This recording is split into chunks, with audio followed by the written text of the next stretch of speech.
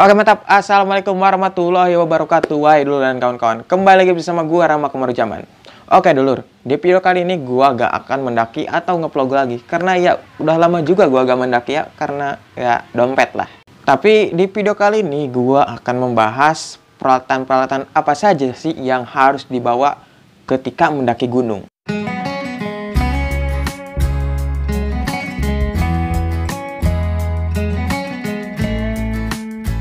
Mungkin buat yang suka mendaki, hal ini udah tahu ya. Tapi gue bikin video ini untuk buat orang-orang yang mau memulai pendakian atau terjun ke dunia outdoor. Dan agar tidak asal-asalan pula mendaki gunung itu. Oke, jadi peralatan pendakian itu terbagi menjadi dua, yaitu peralatan pribadi dan peralatan kelompok. Tapi gue bakalan bahas peralatan pribadi dulu ya. Dan gue bakal jelasin peralatannya satu-satu. Nah, oke. Peralatan pribadi ini adalah peralatan yang masing-masing harus wajib bawa. Jadi per orang ini harus bawa ya. Dan kegunaannya juga ini buat diri sendiri lah gitu. Oke, jadi yang pertama adalah tas carrier. Carrier apa carrier, Bang? Carrier. Carrier. Oke, tas carrier. Ini adalah salah satu barang yang paling wajib dibawa ketika mendaki gunung. Ya, kegunaannya seperti kegunaan tas-tas pada umumnya ya. Tasnya ini berguna untuk membawa beban-beban yang kita atau peralatan-peralatan yang harus kita bawa di pendakian. Enaknya tas ini tuh serbaguna sekali ya dulur, karena tas ini tuh bisa membawa itu peralatan-peralatan yang banyak dan tergantung packingan kalian sendiri ya. Nah, untuk ukurannya sendiri, tas carrier ini banyak variasinya, mulai dari 45 liter sampai ke 100 liter. Yaitu tergantung kalian ya, sesuaiin aja sama tubuh kalian. Ya, menurut gua sih untuk para cowok ini paling minimal lah 60 liter. Ya tergantung badan cowoknya juga sih, ada yang pendek, ada yang tinggi. Dan kalian juga harus nyesuaiin, kalian tuh harus pakai yang 40 liter atau yang ke atas 60 atau 100 lah, tergantung badan kalian. Dan buat cewek ya minimal 45 lah, karena cewek rata-rata pada pendek, Bos. Apa Bang? Mau nanya? Ini bisa bawa beban hidup, Bang? Wah, bisa sekali nih. Bisa bawa beban hidup, beban orang tua, beban keluarga, dan beban-beban lainnya. Mantap sekali. Oke, selanjutnya adalah sepatu gunung atau sepatu trekking. Nah, bedanya sepatu ini dengan sepatu biasa. Sepatunya didesain khusus untuk trekking atau buat kegiatan outdoor, pendakian gitulah. Ya, bedanya nih bawahnya nih. Ini bawahnya ya didesain khusus untuk trek lumpur, air, atau bebatuan kayak gitulah. Pokoknya yang di gunung-gunung itulah teksturnya. Dan rata-rata sepatu gunung ini waterproof atau tahan air. Ya, ada juga sih yang enggak, tapi gua ngerekomendasiin buat kalian pilih yang waterproof karena di gunung itu ya banyak genangan-genangan, apalagi kalau hujan. Ya, safety-nya pakai waterproof lah, lebih nyaman juga. Kalau pakai sepatu running bisa gak sih, Bang? Sepatu running bisa-bisa juga sih, tapi ya gimana ya, menurut gua sih kalau pakai sepatu kayak gitu licin dan gak safety juga. Takutnya kan trek hujan terus ntar lumpur itu licin, itu makin ribet banget. Jadi ya lebih baik pakai ini ya. Dan pakai sendal juga ya, banyak yang pakai sendal. Tapi tergantung dari diri kalian juga sih. Kalau enaknya pakai sendal dan udah tahu trek itu ya kalian boleh pakai sendal. Tapi kalau belum tahu dan ya baru pertama kali mendaki, lebih baik pakai inilah, sepatu gunung lah. Ayo selanjutnya lempar Bang barang selanjutnya. Nah, dan ini selanjutnya adalah jaket gunung. Ini sangat berguna banget ya dulur dalam pendakian, karena suhu di gunung itu lebih dingin daripada suhu apa Bang? Respondia. Wah, wow. Bercanda ya. Jadi suhu di gunung itu lebih dingin daripada di permukiman atau di dataran yang rendah. Ya, ini cocok banget sih buat mendaki gunung karena melindungi kita dari dingin dan dari angin lah, angin-angin gunung yang sangat membangunkan. Ada pertanyaan lagi Bang?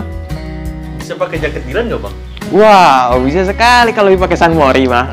Ya, tapi kalau di gunung ya kali pakai jaket Dylan kan bukan mau ke mall. Dan kalau pakai jaket lepis kayak gitu berat kali ya. Udah mau beban hidup, beban carrier, beban keluarga, dan tambah beban ini, beban jaket lepis. Wow. Oke, lanjut lagi ini. Sini Bang. Mantap. Dan ini selanjutnya adalah sleeping bag, atau ini apa ya bahasa Indonesia apa sih? Dia panggil suka biasa disebut SB lah, SB sleeping bag. Dan ini kegunaannya sangat berguna sekali di kala tidur. Ini sebagai pengganti selimut ya. Jadi ini selimutnya para pendaki, bukan selimut tetangga. Kalau bedanya sama selimut apa sih Bang?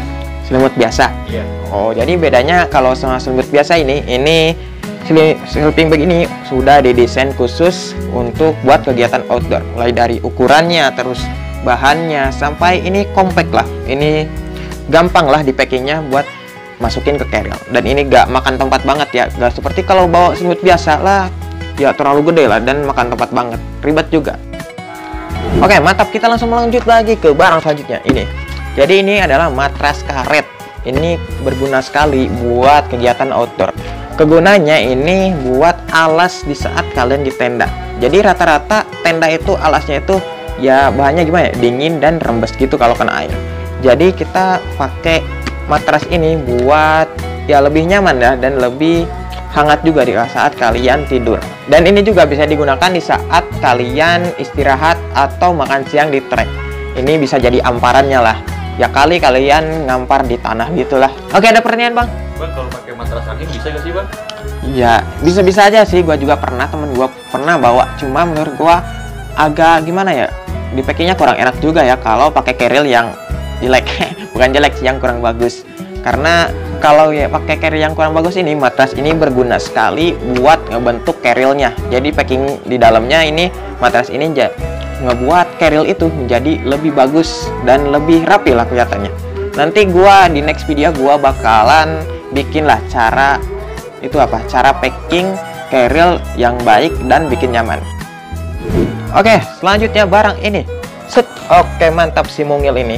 Jadi ini namanya headlamp atau senter buat kepala lah. Jadi digunakannya gini nih. Nah, ini buat kita nge-track di malam hari atau di saat summit attack. Jadi kita bakalan menyinari atau menyentari itunya, trek-treknya yang gelap itu. Dan headlamp ini ada dua jenis, yaitu yang pakai baterai atau yang dicas. Tapi gua lebih suka yang pakai baterai karena ya gampang digantinya lah. Tinggal kita ganti, kita harus bawa cadangan baterainya tapinya. Oke, ada pertanyaan lagi bang? Bang, kalau pakai center HP bisa gak sih? Bisa aja sih sebenarnya, tapi ya menurut gua kurang safety gitu. Karena kalau center HP ini kalau malam-malam itu, apalagi kalau hujan itu pasti mati lah. Dan kalau center HP jangkauannya itu gak terlalu luas. Ya menurut gua agak kurang juga. Meskipun gua juga suka pakai center HP ya. Tapi ya gimana lagi, kalau gak ada mah pakai center yang ada aja. Tapi lebih safety pakai center ini ya, headlamp. Ini kalau pakai hujan-hujanan juga gak mati masalahnya. Oke, selanjutnya adalah jas hujan. Nah, gua gak ada barangnya di sini ya, lupa dibawa. Jadi jas hujan itu kegunaannya ya untuk melindungi diri dari hujan lah. Dan ya kita juga harus safety lah. Kan nggak tahu di gunung itu bakalan hujan atau gimana. Ya Indonesia namanya juga iklimnya tropis. Kadang tiba-tiba hujan, kadang tiba-tiba panas. Meskipun itu di musim panas juga kadang tiba-tiba hujan. Jadi kita harus tetap sedia jas hujan, bukan payung ya. Oke, ada pertanyaan lagi bang? Bang, kalau misalnya pakai payung bisa gak sih bang? Kan payung juga sama melindungi kita dari derasnya hujan. Ya enggak sih kalau pakai payung ya. Kalau lihat di gunung gini aja, di gunung banyak ranting-ranting kan ya, kadang di atas kadang di bawah. Jadi kalau pakai payung ntar payungnya ngait. Dan badan kita juga kadang kalau pakai payung ini kalau deras tuh suka kebasahan. Jadi gak safety juga ya. Lebih baik pakai jas hujan, meskipun jas hujannya yang 10 ribuan di Indomaret. Oke, selanjutnya adalah pakaian pengganti. Ini sangat penting juga ya dulur.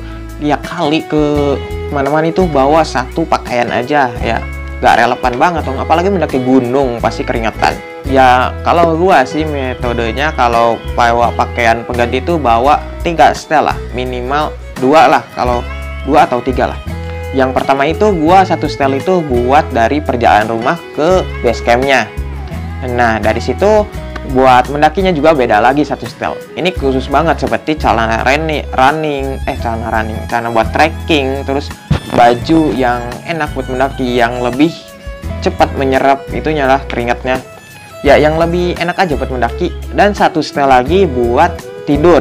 Nah itu penting banget ya dulur. Kadang gua juga kalau tidur pakai kolor aja, pakai celana pendek dan pakai bajunya yang baru, belum pernah dipakai. Jadi gak keringatan gitu bajunya, jadi lebih hangat lah. Ya kalau pakai baju yang bekas trekking tuh tidur pasti dingin lah, karena itu udah udah kena keringat. Oh ya lupa, gue juga dan membawa itu yang penting adalah celana dalam. Ya kali bawa celana dalam satu itu bakal bikin gatel kalian lah. Oke bang, ada pertanyaan lagi? Bang, kalau misal di treknya kita pakai setelan baju street itu lebih nyaman nggak sih bang? Kalau misalnya pakai baju kaos, gimana ya, daya serapnya emang lebih stabil, tapi kan keringnya juga lebih lama bang. Gimana? Ya gimana ya? Ya nyaman atau enggaknya tergantung kalian sih. Kalau gua sih kan menurut gua ya ini mah mungkin menurut kalian beda-beda ya. Gua juga takut salah. Ya menurut gua sih lebih enak pakai baju yang apa ya? Yang lebih menyerap keringatnya dan lebih adem juga di saat mendaki. Jangan yang tebal-tebal lah karena cepat bikin gerah. Apalagi kalau trek siang itu pakai jaket itu cepat gerah banget ya dan cepat menguras tenaga. Oke, selanjutnya lagi ini ada P3K. Hal ini sangat wajib sekali dulu ya, tapi kadang suka disepelein sama kebanyakan orang. Padahal hal ini sangat berguna sekali ya dulur buat perjalanan mendaki. Tapi bukan buat perjalanan mendaki aja, buat perjalanan kemana-mana pun ini berguna banget. Karena kita gak tahu kan di perjalanan itu kita bakalan bertemu apa, terkena kejadian apa, atau bahkan amit-amitnya terkena musibah lah. Dan kita harus stay safe bawa ini ya. Ini P3K. Ada pertanyaan lagi bang? Bang, itu P3K yang harus disiapkan itu apa aja sih bang? Oh, untuk isi P3K sendiri paling hal wajib itu paling betadin, kapas, alkohol, kasa, dan banyak lagi lah. Kalian boleh searching lah di Google. Gua jelasin satu-satu ya, banyak juga. Yang selanjutnya adalah ya ini sendal. Ini penting banget ya dulur. Ya kali kalian tuh pakai sepatu mulu ya. Ini terserah kalian sih mau pakai sendal gunung atau sendal jepit atau sendal apa aja. Ya ini menurut gua penting sendal ini karena di saat di base camp atau di tempat camp kita ya kali pakai sepatu mulu ya, ribet banget. Jadi kita harus sedia sendal ya. Oke, selanjutnya adalah alat mandi. Ya ini penting banget ya dulu. Tapi ini nggak digunain buat di gunung juga ya. Ya ini digunain di saat kalian turun gunung. Ya kali kalian gak mandi di saat turun gunung, udah mah jelek, dekil, makin jelek lagi anjing. Oh ya, jadi peralatan mandi itu terdiri dari paling alat mandi itu ya sikat gigi, terus sabun cuci muka, terus sabun buat mandi. Ya segitu aja mungkin ya. Oh ya, ini ada satu lagi buat peralatan pribadi ya, yaitu peralatan makan lah. Ya peralatan makan ini terdiri dari piring, sendok, terus gelas, cangkir kayak gini. Ini pribadi ya bawanya. Apalagi di kala pandemi kayak gini kalian harus jaga jangan makan sepiring berdua gitu. Sesendok berdua, sesendok bersepuluh. Jadi ya kalian harus wajib bawalah piring kayak gitu, peralatan pribadinya ya. Peralatan makan pribadi. Oke, selanjutnya ada lagi tuh bab dan sarung tangan. Gue jelasin satu-satu ya. Sarung tangan itu ya kegunaannya buat melindungi kalian dari di saat trek juga bisa sih melindungi kalian dari apa ya, dari ranting-ranting kayak gitu, dari tumbuhan-tumbuhan yang apa sih kalau bahasa Sunda sekut itu yang tajam kayak gitu. Terus bisa melindungi diri kalian dengan suhu dingin juga. Karena ya kalau di gunung itu kalau kedinginan ya tangan kita bisa menjadi apa ya, mati rasa kayak gitu. Itu cocok sekali buat summit juga, summit attack diwajibkan pakai sarung tangan. Dan juga ada lagi bab atau slayer. Bab slayer ini kegunaannya untuk melindungi seginilah leher kita sampai ke mulut kita dikena apa ya, angin gunung atau suhu dingin. Dan ini juga cocok untuk digunakan di saat trekking itu apa, summit attack. Ya kalian pasti dingin lah dan harus menutupi ini seginilah supaya hangat. Dan ini juga bisa melindungi diri kalian dari pasir. Kalau trek pasir itu kalau ngebul gitu, jadi melindungi kalian lah dari pasir. Nah oke dulur, jadi untuk peralatan pribadi ini mungkin cukup sekian ya. Kalau ada kekurangan kalian boleh tambahin lah di komentar, karena gua juga sering lupa orangnya, nama juga manusia ya. Oke, selanjutnya gua akan bahas peralatan per kelompok. Jadi peralatan kelompok ini adalah peralatan yang wajib kelompok kalian bawa. Nah gua bakalan jelasin satu-satu ya. Yang pertama adalah tenda. Jadi tenda ini ya kalian udah tahu lah, tenda ini berfungsi untuk menjadi rumah kita di saat di gunung atau tempat kita beristirahat di gunung. Ya buat tempat tidur lah, buat tempat apalah, buat istirahat lah pokoknya. Oke, jadi tenda ini ada beberapa apa ya, beberapa versi ya. Ada versi double layer, ada ya versi satu layer. Nah, kalau gua wajibin kalian pakai tenda double layer karena lebih nyaman juga lah dan ya lebih safety lah. Ada pertanyaan lagi, Bang? Ya, buat perbedaan itu apa sih, Bang? Perbedaan apa? Ya, double layer sama satu layer gimana sih? Oke, jadi tenda 2 layer itu lebih safety aja ya terhadap hujan dan angin karena itunya layernya ada 2 ya. Kalau yang satu itu rata-rata harus di doublein lagi pakai playseat.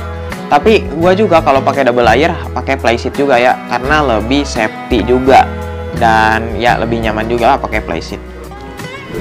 Oke, dan selanjutnya ada playseat. Oke, sini playseatnya, Bang. Nah, playseat ini adalah suatu kain untuk melindungi kita dari hujan di saat melindungi tenda lah. Tenda kita bisa didabelin pakai playseat dan atau atasnya pakai playseat gitu biar gak rembes lah ke tenda kita. Biar tenda kita gak gampang bocor juga dan melindungi kita dari hujan lah pokoknya. Dan playseat ini juga bisa digunakan buat dipak ya di keadaan darurat seperti kalian di saat pendakian tiba-tiba hujan dan malas gitu hujan-hujanan pakai jas hujan, kalian bisa masang bipak ini pakai playseat ya.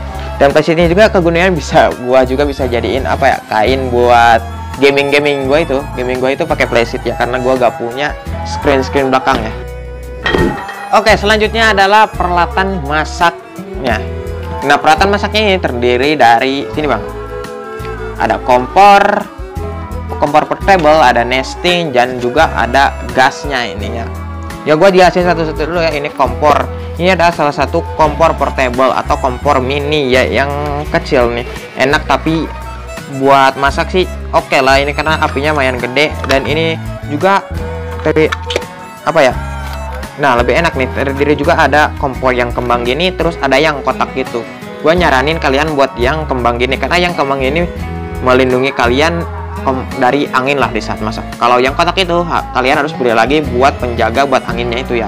Sebenarnya bukan kompor portable gas ini ya. Ada juga yang satu lagi yaitu yang pakai spiritus. Ya tergantung kalian lah pengen yang beli yang mana, yang spiritus atau yang gas lah pakainya. Dan ini untuk nestingnya sendiri ini adalah alat masak terdiri dari panci dan goreng-gorengan gitu ya dulur. Ya ini gimana ya? Cocok lah buat masak nasi, masak mie atau goreng-goreng nugget kayak gitu buat masak lah. Ini ya disebut portable itu karena mini ya ini. Dan selanjutnya ini ada gasnya, ini gas gas sebutnya gas portable ya. Ya kan disebut gas portable karena compact sekali, dikit, dan ini cocok sekali buat ini nih. Nah, ini pas sekali. Ini juga rata-rata buat isi ulang gas korek. Oke, ada pertanyaan lagi, Bang? Bang, bisa ditunjukin cara masangin gasnya sih, Bang? Oke, karena ya buat yang baru pertama kali ngelihat ini atau megang ini bingung juga. Sebenarnya gampang sih. Ya, gini. Set. Kita ini dulu, ininya jangan sampai gini ya, gini. Set. Nah, sip. Tadi dia tinggal gini. Wow, bisa membakar ini kenangan kalian ini. Wah. Nah, selanjutnya peralatan kelompok ini yang penting sekali yaitu tali. Terserah tali rapia atau tali webbing lah. Ini berguna banget buat kalian ya. Dan tali ini bergunanya buat itu ya dulur, buat naliin playseat, buat naliin tenda-tenda kalian gitu ya.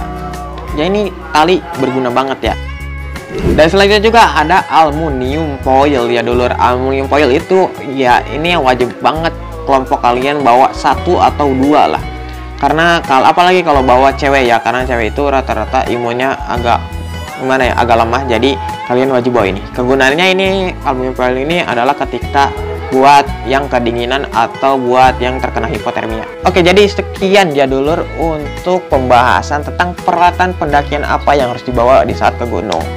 Nah, ini kalau ada kurangnya mohon maaf ya dulur karena ya gue juga lupa ya. Dan buat kalian juga yang baru mau nyoba pendakian atau baru mau nyoba ke kegiatan outdoor, kalian juga harus ya wajib membawa 1 orang ya minimal atau 2 orang yang sudah berpengalaman dalam pendakian.